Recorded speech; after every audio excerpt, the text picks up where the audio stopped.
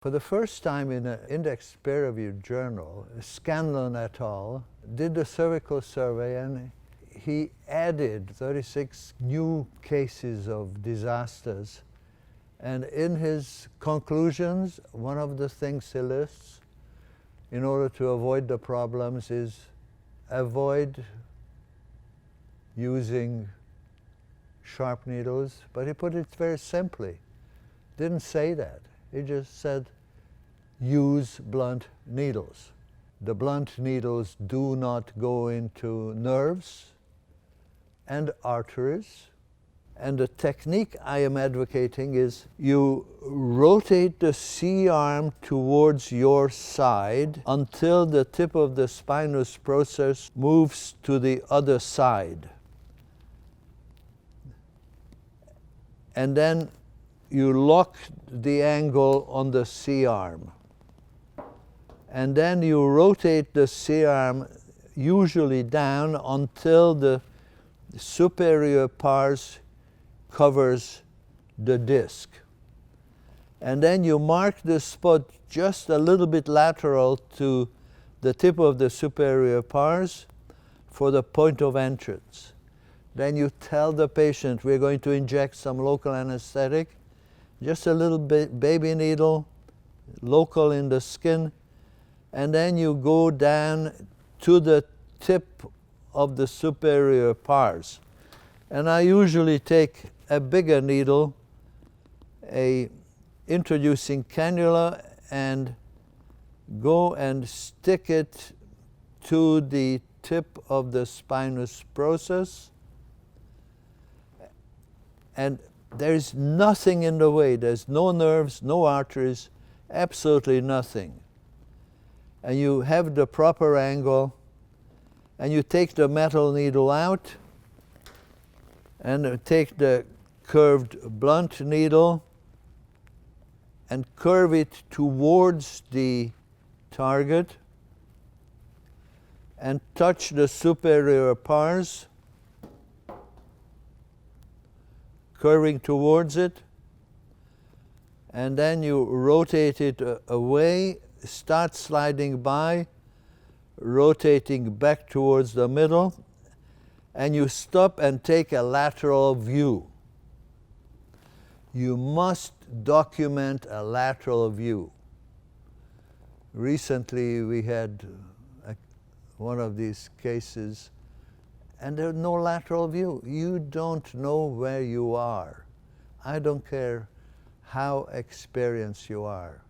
So you touch it, you rotate it, and then you push, sliding by the superior pars. You feel resistance, the intertransverse ligament, and you push, pop through, rotate back to the middle, and you push it all the way down to the bone. And if you run into a nerve root that is stuck down, adhered, just pull back, redirect with the curved tip. You can rotate it and then go all the way to the bone. And now you are freeing up the ventral epidural space, which is usually where the nerve is stuck down. That is the most common cause of back pain. The dura, the nerve root, is stuck to the posterior longitudinal ligament. A small volume injection, and it works on radiculopathy and back pain because it spreads. And you can influence where it goes because you can rotate the needle. Injection port is lateral, not through the tip. Now, if you use a straight, sharp needle, like a Chiba needle, and you go in, you hit it, you go, if the patient is sedated, you may stick it in the nerve root, you have absolutely no idea, and you spread retrograde. Additionally, there are arteries in front and behind the nerve root. So you could be either in the nerve or in the artery. If you're a little bit higher up, above the nerve root, you could be in a segmental artery. So you can infarct the cord a number of ways. The arterial blood supply coming not just at the artery of Adamkiewicz. So, direction you get by getting the target set up. Rotate the C-arm until the spinous process moves to the other side. That's number one. Number two, depth when you touch the superior pars. Number three, you place the curved blunt needle and rotate around, pop through the transverse process on lateral view, and you go down all the way to the bone and inject your contrast, local anesthetic, or hyaluronidase and steroid. The hyaluronidase inhibits neutrophil infiltration. It facilitates opening up adhered tissue planes, and it facilitates spreading of the injected material. So hyaluronidase has been an incredibly useful adjunct.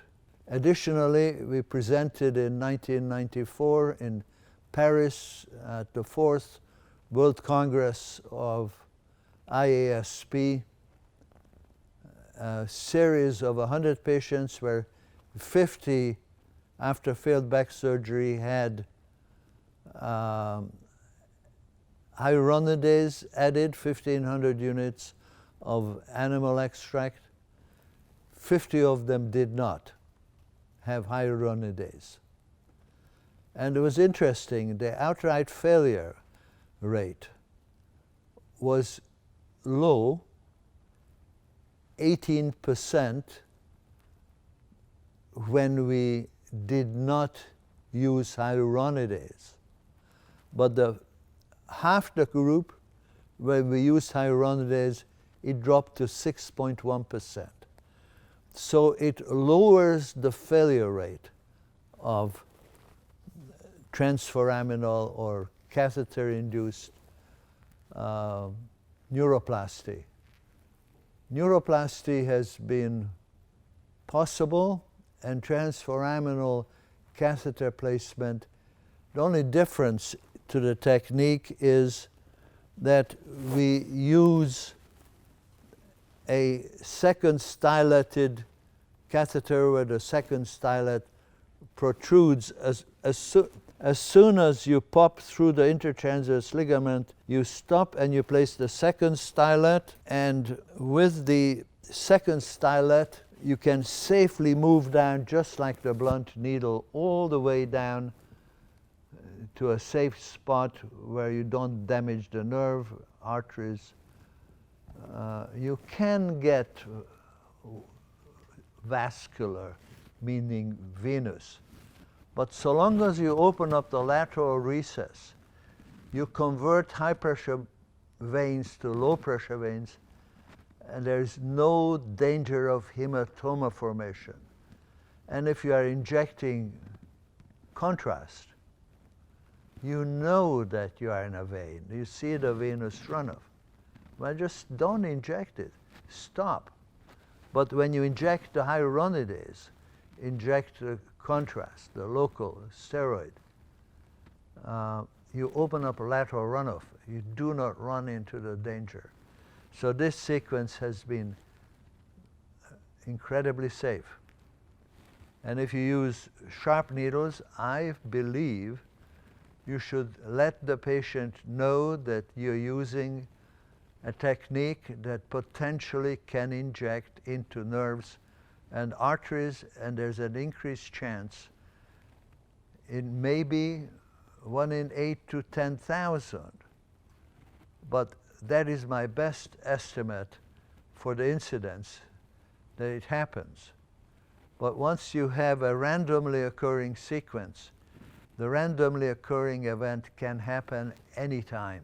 So I strongly urge you to use the fluoroscopy to rotate sideways until the spinous process moves to the opposite side, lock the C-arm, rotate, that moves the superior pars covering up the disc space, and then with the needle, the sharp needle, if you're using a curved transforaminal technique, just touch the superior pars, take the metal out, and then put in your curved blunt needle through the introducing cannula and rotate it around, pop in, and go in a lateral view, and you go in front of the nerve root.